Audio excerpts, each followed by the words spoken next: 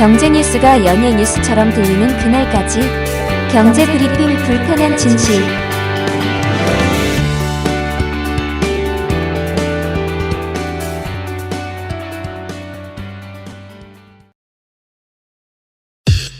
EPD의 픽.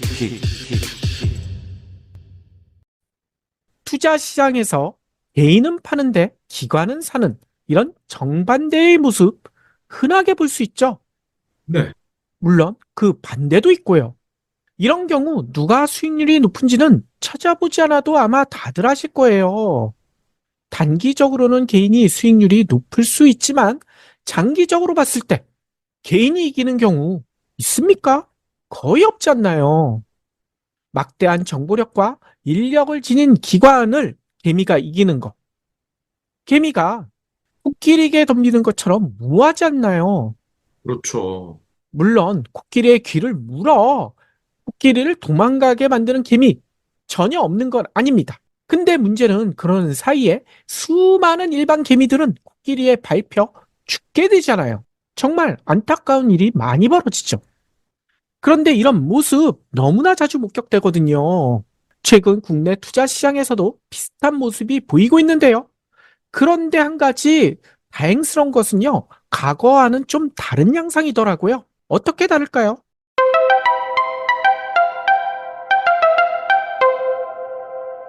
최근 언론과 정부는 이런 얘기를 또다시 하고 있어요. 물론 대놓고 하는 건 아니지만 지금이 집 살 때다. 은근히 강조합니다. 신생아 대출 등 여러 가지 대출 싸게 내주고 있죠. 그러면서 지금 아니면 평생 집을 못 산다. 뭐 대놓고는 얘기는 안 하지만 은근슬쩍 그렇게 공포도 조장하기도 하고요. 안타깝게도 이런 게임에 넘어가는 분들 많지는 않지만 일부 있는 듯합니다. 실제 상황을 살펴보면요. 금리 인하에 대한 기대감 때문인지 줄어들 줄 알았던 가계대출. 이게 또다시 늘어났어요. 오호. 5대 시중은행의 가계대출 잔해 지난 3월에 2조 2천억 원. 이 정도가 줄었거든요. 2023년 4월 이 이후 11개월 만에 첫 감소. 그래서 드디어 가계대출이 줄어드는구나 라고 생각했는데 4월 들어서는요. 이게 완전히 정반대로 갔어요. 무려 5조 6천억 원이 넘게 가계대출이 또 늘어났습니다. 특히 줄어든 다음에 늘어났기 때문인지 이 증가폭이요. 2021년 7월 이후 가장 커요. 예. 금리가 여전히 떨어지지 않는 상태인데 의외군요. 그러니까요. 아니, 꾸준히 감소세를 보였던 신용대출, 이것도 다시 증가세로 돌아선 데다 주택담보대출, 이것도 큰 폭으로 늘어난 영향이 컸다고 합니다. 실제로 시중은행들이 취급한 가계신용대출은 전월 대비 무려 1조 9천억 원 가까이가 늘어났고요. 주택담보대출은요, 3조 6천억 원 가까이 증가했다고 하더라고요. 왜 이렇게 늘어났느냐? 언론들은 은행의 얘기를 전하고 있어요. 앞서 얘기 드렸던 정책금융상품 신생아 특례대출 이 공급이 본격적으로 확대됐잖아요. 그러니 가계대출이 늘어날 수밖에 없다 라고 설명합니다. 뭐 다들 아시다시피 이 신생아 특례대출 최저 1%대로 빌릴 수가 있잖아요. 그런데 이 신청액이 출시 석 달 만에 무려 5조 2천억 원 엄청나게 지금 풀리고 있다는 거죠. 네. 근데 이렇게 풀린 그 금액 중 상당수, 그러니까 주택구입자금 대출 이 신청이 무려 14,000건이 넘고요. 그리고 그 액수는 3조 9천억이 넘어서 이 신생아 특례 대출의 무려 77%나 차지하고 있다고 합니다. 이렇게 집 사기 위해서 아니면 전세를 받기 위해서 대출을 많이 받으니까 하향 안정화되던 집값이 다시 출렁거리고 있다. 언론들이 난리가 났어요. 그러면서 통계를 또 들이밉니다. 한국부동산원 주간 아파트 가격 동향. 여기 보면 지난해 12월부터 하락했던 서울 아파트 가격이 최근 반등했다. 라고 호들갑이에요. 4월 다섯 번째 주. 그러니까 서울 아파트 매매 가격이 0.03% 올랐다는 거죠. 그런데요, 예전에도 한번 말씀드렸잖아요. 이게 주간 동향. 아니, 무슨 부동산이 호떡 사 먹는 것도 아니고, 뭐 주간 단위로 이걸 조사할 필요가 있을까? 라는 이야기 예전에 드린 바가 있잖아요. 거기다가 한 주 동안 0.03% 올랐다? 그러면 이게 어느 정도 금액이냐? 10억짜리 아파트라도 0.03%면 겨우 30만 원이에요. 네. 근데 10억짜리 아파트 사면서 이번 주에는 10억 30만 원 주세요. 30만 원 더 받는 이런 경우 있습니까? 그러게요. 이걸 주간 단위로 할 게 아니라 분기 단위로 해도 될 것 같은데 말이죠. 그러니까요. 제가 알고 있기로는 미국 같은 경우에도 이런 통계 보통 월 단위로 내고 있다고 하더라고요. 근데 유독 우리나라만 주간 단위. 전 세계에서 주간 단위로 이렇게 발표한 나라가 거의 없다고 합니다. 이게 무슨 의미가 있는지 모르겠어요. 한국 부동산 시장은 나노화돼 있나 봐요.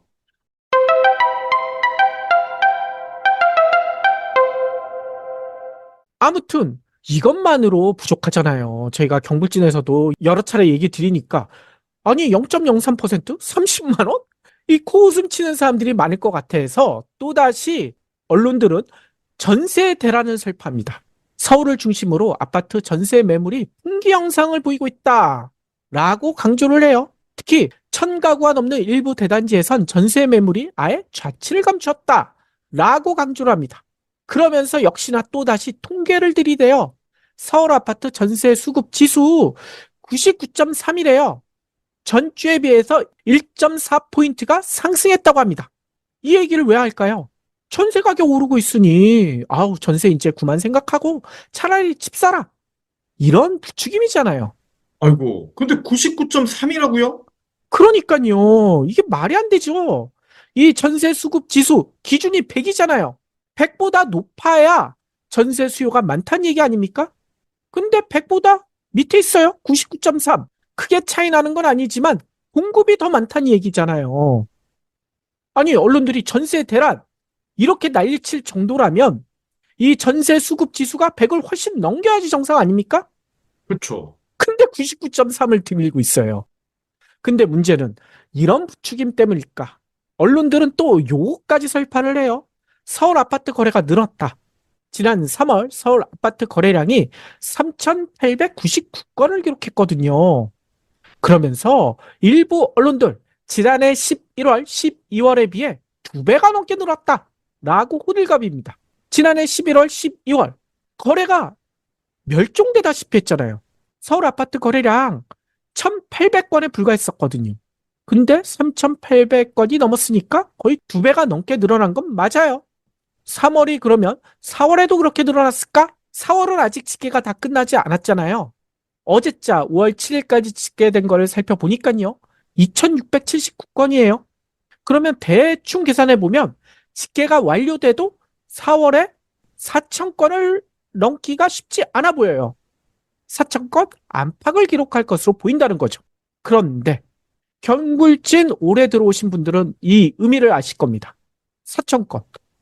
보통 10년치를 놓고 봤었을 때 이 기준선이 6,000건이잖아요. 네. 6,000건이 넘게 거래가 돼야 부동산 거래가 활발하다. 보통 이렇게 얘기할 수 있거든요. 근데 2배가 넘게 늘어났다는 그 수치가 4,000건. 아직도 거래가 활발하다 하기는 힘들다는 겁니다. 이 얘기는 뭐냐? 정부와 언론들이 전세 난이네, 거래가 늘어났네, 열심히 펌프질하는 것 치고는 거래가 신통치 않다는 거예요. 이게 그나마 다행이다는 거죠. 바로 앞서 얘기 드렸던 바로 이 점, 정부와 언론이 빚내서 집 사라라고 부추김을 열심히 하고 있지만 거의 모든 사람들이 예전에는 이거에 다 휩쓸려가지고 넘어갔었지만 지금은 과거와는 양상이 좀 다르다는 겁니다. 그래서 네. 다행이라는 거예요. 개미가 이렇게 달라졌고, 그럼 코끼리들은 어떻게 하고 있나요?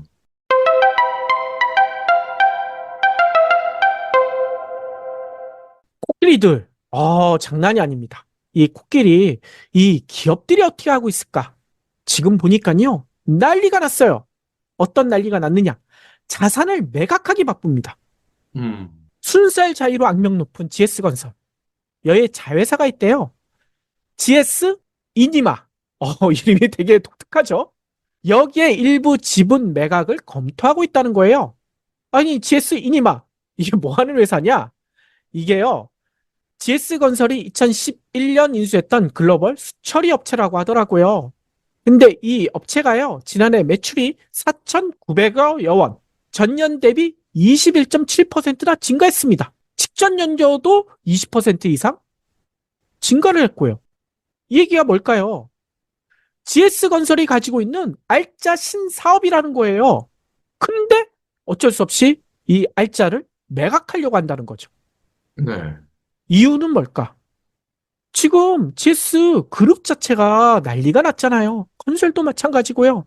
차입금 이것도 많고요. 이거 해소해서 재무 건전성을 강화하기 위해서 지금 어쩔 수 없이 내놓았다라고 볼 수밖에 없다는 겁니다. 실제로 GS건설 연결 기준 부채 비율이 와 이렇게 많나요? 지난해 말 기준으로 262.5%, 200%를 훌쩍 넘어요. 전년과 비교해도 36.1%포인트나 상승했습니다. 그래서 어쩔 수 없이 지금 안 팔리니까 알짜라도 팔자 이러고 있다는 거죠. 근데 만약에 이렇게 팔아도 이 부채를 다 메꿀 수가 없으면 GS건설이 해외 자산도 많이 가지고 있거든요.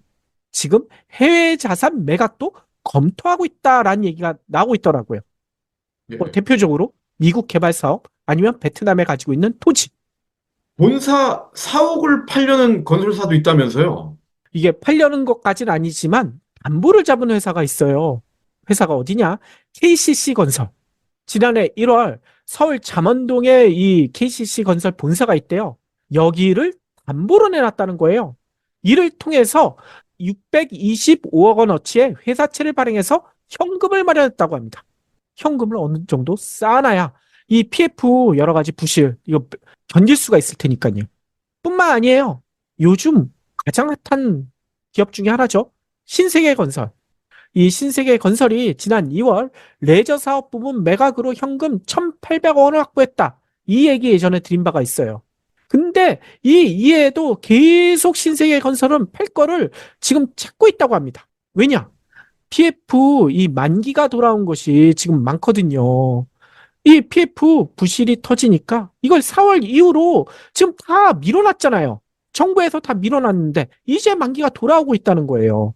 그러니 건설사들이 서둘러 현금 확보에 나선 것이다 라고 볼 수밖에 없다는 거죠.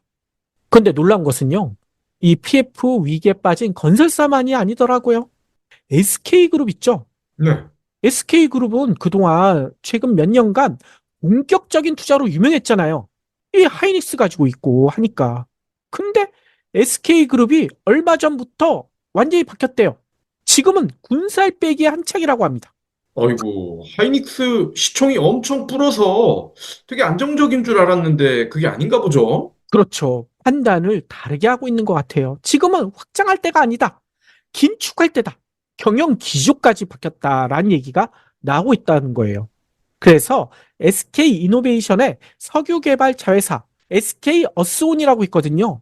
여기가요. 지난 2월에 벌써 페루에 LNG 광구 지분 20%를 3,400억 원에 매각했다고 합니다. 뿐만 아니라 SK 스퀘어도 있거든요. 여기도 반도체 중심으로 포트폴리오를 전환하겠다. 뭐 이런 이유를 대면서 유명한 게임 회사죠. 크래프튼 지분을 지금 전량 블록딜 방식으로 매각해서 약 2,600억 원의 현금을 확보했다고 하고요. 더 나아가 SK 네트워크스 여기는요 자회사 SK 매직이라고 있잖아요. 이 가전으로 유명하죠. 이 동양 매직 인수한 그 가전 일부 품목의 영업권을 또다시 매각한대요. 이 동양 매직에서 사온 지 얼마 안 됐는데 말이죠. 뿐만 아니라 어피너티 에쿼티 파트너스의 SK 렌터카 있죠. 이 렌터카 매각도 추진하고 있다고 합니다. SK 렌터카는 꽤 규모가 큰데. 그러니까요. 여기뿐만이 아니에요. 아니 CJ그룹도 지금 난리가 났다는 거예요. 이 CJ가 최근에 이 제일제당 그리고 ENM 이 주력 계열사가 실적이 매우 안 좋다라는 얘기가 들려왔잖아요. 그러자 CJ그룹이 매각 드라이브에 속도를 내고 있다라고 알려지고 있는데요. 대표적인 게 이 사료 제조 축산 자회사인 CJ 히드앤케어 이 업체를 매각하려고 지금 준비 중이라는 거예요. 뿐만 아니라 또 다른 업체들도 지금 매각 얘기가 솔솔 나오고 있고요. CJ뿐일까요? 아이고, LG그룹까지 지금 난리가 났대요. 어, LG그룹이 지금 중국발 공급 과잉 여파로 석유화학 업종, 여기가 업황이 안 좋다는 얘기가 들려오고 있더라고요. 1분기에 영업이익이 무려 67%나 급감해서 LG화학이 지금 난리가 났는데, 그러자 LG화학이 비핵심 자산 매각에 나서고 있다. 이렇게 알려지고 있어요. 실제로 LG화학은요, 지난해 IT 소재 사업부의 평강판 및 평강판 소재 사업, 이거를요, 중국 기업에 1조 1천억 원을 주고 한 바가 있다고 합니다. 어, 그리고 요 얘기도 예전에 슬쩍 드린 바가 있어요. 현대차. 현대차가 러시아 우크라이나 전쟁 이후 이 러시아 공장 2년 가까이 가동이 중단됐잖아요. 이거를 약 14만 원에 매각했다. 물론 나중에 다시 사올 예정이다라고 하고는 있기는 하지만 언제 사올지는 모르잖아요. 근데 이것뿐만이 아니더라고요. 지금 중국에 있는 현지 공장도 다수 이미 정리한 바가 있다고 합니다. 이미 베이징 1공장에 이어 충칭 공장도 매각했고요. 창저우 공장도 매각을 추진하고 있다라는 소리가 들려오고 있어요. 그리고 앞서 신세계건설 얘기했잖아요. 신세계건설이 엄청 어렵다. 이 정용진이 아주 경영을 너무 잘했기 때문에 그래서 신세계 그룹도 지금 난리가 나고 있는데 요 얘기도 많이 들어보셨을 거예요. 간편 결제 서비스 중에 스페이라고 있잖아요. 네. 그리고 스마일페이. 이거는 지마켓 인수하면서 어쩔 수 없이 딸려온 그거를 토스 운영사인 비바 리퍼블리카에 매각하려고 했었잖아요. 요 얘기는 뉴스에서 많이 나왔어요. 근데 매각이 됐는 줄 알았는데 이게 협상만 1년만 이어지다가 무산이 됐다는 거예요. 그래서 이 때문에 여러 가지 이야기가 나오고 있는데 SSG닷컴에 투자했던 사모펀드 있거든요. 여기와 1조 원 규모의 풋옵션 이거를 예전에 맺은 바가 있는데 이 사모펀드가 풋옵션을 행사하려고 하니까 지금 SSG닷컴이 난리가 났다고 합니다. 그거 행사하면 안 돼. 이 법정 공방까지 번지고 있다는 거예요. 근데 이게 좀 얘기가 설명이 길어져서 간단히만 얘기 드리면 SSG닷컴이 이 계약을 맺을 때 앞으로 영업이 잘 될 것이다. 따라서 풋옵션 요걸 줘도 상관이 없을 것이다. 이 풋옵션은 특정 가격에 주식을 팔 권리를 사는 측에 주는 거잖아요. 그런데 이렇게 생각하고 풋옵션 권리를 줬었는데 이렇게 장사를 못할 줄은 누구도 몰랐다는 거야. 이 정용진이 장사 못할 리가 있을까라고 생각하고 이 그룹 차원에서 이 계약을 덜컥 맺어놨는데 문제는요. 아니 니네 장사 왜 이렇게 못해? 나 이거 풋옵션 행사할래. 라고 하니까 신세계 그룹 전체가 난리가 났다는 겁니다. 따라서 실제로 이 사모펀드가 풋옵션을 행사해 버리면 SSG닷컴은요 예전에 상장 계획이 있었거든요. 이 상장커녕 생존이 지금 위태위태하다는 거예요. 예. 그래서 스타벅스도 팔아야 된다. 이런 이야기가 나오는 거죠. 그렇죠. 그런데 이 신세계가 이럴 찐데 라이벌인 롯데그룹은 괜찮을까? 롯데그룹도 지금 난리가 났대요. 말레이시아 생산 기지인 롯데케미칼 타이탄 이 업체를 매각 검토 중이라고 하는데 문제는요. 매각이 쉽지 않을 것이다 라는 얘기가 나오고 있어요. 왜냐? 이 업체가 지난해 영업 손실을 봤거든요. 그래서 제값받기 어려울 것이다 라는 이야기가 나오고 있다는 거죠. 근데 이 말레이시아 생산 기지뿐만 아니라 더 롯데그룹에게 뼈아픈 것은요. 이 중국 진출한다고 롯데가 얼마나 홍보를 많이 했습니까? 근데 중국 사업을 지금 다 정리하고 있다는 거예요. 네. 이미 마무리 수순에 들어갔다는 겁니다. 이 사드 보복 사태로 공사가 수년째 중단됐던 라오닌성 선양에 조성했던 초대형 복합단지, 이 롯데월드 선양이라고 하잖아요. 여기에 자회사를 매각하는 절차를 이미 밟고 있대요. 근데 알려지기로는요, 롯데가 이 롯데월드 선양을 조성하는데 무려 1조 2천억 원을 투자했거든요. 근데 건질 수 있는 돈은 겨우 4,500억 원. 이거 얼마를 손해본 겁니까? 아, 역시 신동빈 나와요. 이처럼요, 우리나라를 대표하는 기업 중에 매각에 나서지 않는 곳 찾기가 힘든 실정이라고 합니다. 삼성도 은근슬쩍 여러 가지를 매각하고 있다라는 소문도 나고 있고요. 아이고. 결국 매각에 나서지 않는 곳은 경불진밖에 없네요. 할 정부진요. 게 없으니까. 예. 경불집에 팔 게 없죠. 진짜 박 PD 얘기처럼.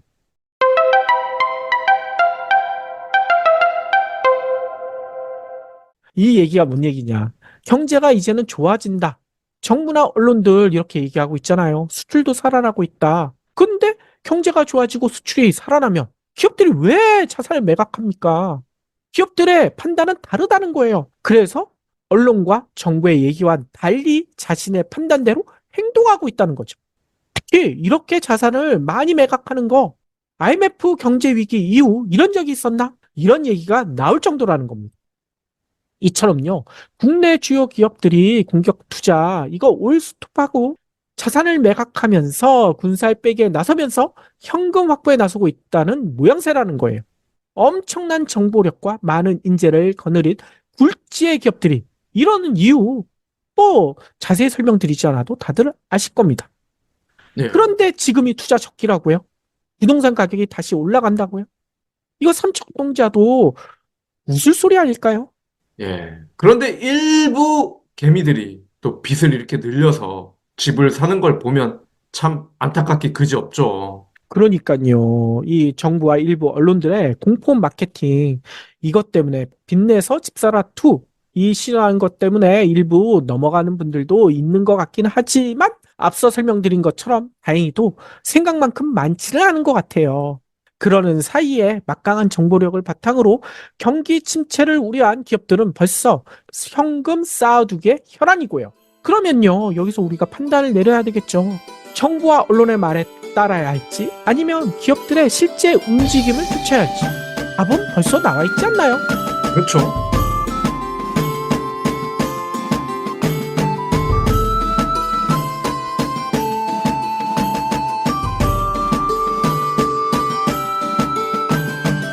경불진 완주해 주셔서 감사합니다. 하트 투척, 댓글 남기기, 링크 공유, 계좌 후원 등 경불진 두 PD에게 힘을 보태주세요. 더 좋은 내용으로 보답하겠습니다.